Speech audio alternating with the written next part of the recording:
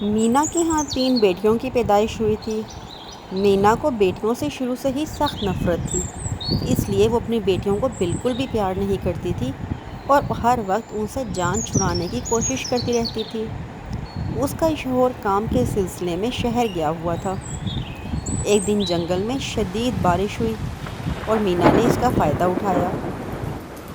अब तो बारिश की वजह से जंगल में काफ़ी सैलाब आ गया है और कोई पंछी भी अपने घर से बाहर नहीं निकल रहा।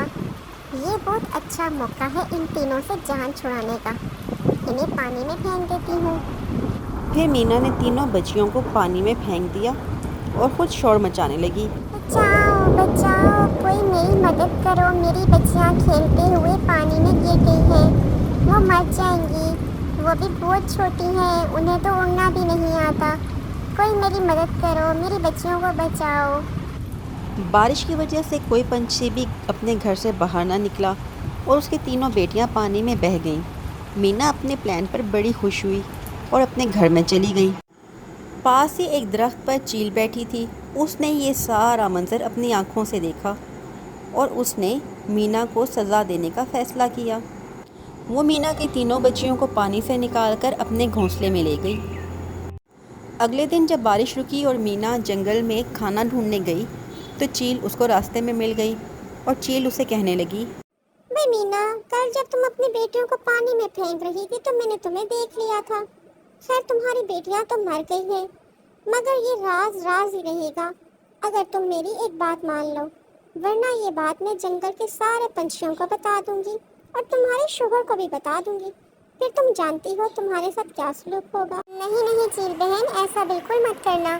तुम जैसा कहोगी, जो कहोगी मैं वो करूँगी, लेकिन प्लीज़ तुम ये बात किसी को मत बताना। फिर चील ने मीना से कहा, भाई मीना, तुम्हें तो पता है मुझे कितनी भूख लगती है और खाने में मुझे अंडे और गोश्त ही पसंद है। तो तुम ऐसा करो कि मेरे लिए रोज़ाना खाने का बंदोबस्त कर दिया करो। जब तक तुम मुझे खाना ला के देती रहोगी तब तक तुम्हारा राज राज ही रहेगा। और हाँ, याद रखना, जिस दिन मेरा खाना मुझे ना मिला तो तुम अपने अंजाम के लिए तैयार हो जाना। मीना के पास चील की बात मानने के अलावा कोई चारा ना था, इसलिए उसने रोज़ाना किसी न किसी पंछी के अंडे चुराना शुरू कर दिए।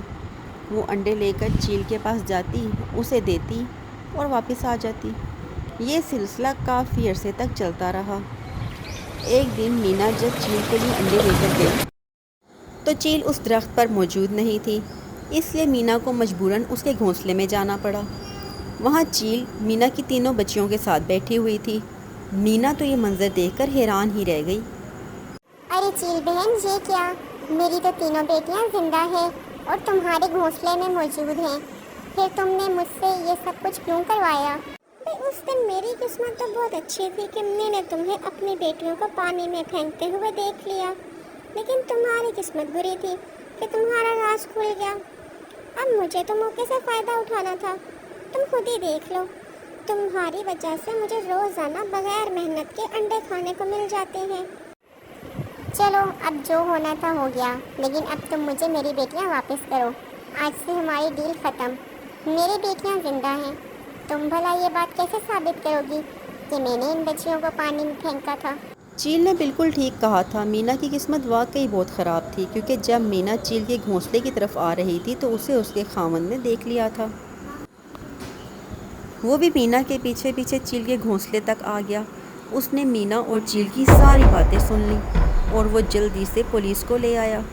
पुलिस ने मीना और चील दोनों को गिरफ्तार कर लिया और कालू बेटियों को लेकर अपने घर में चला गया और उनके साथ खुशी खुशी ज़िंदगी गुजारने लगा।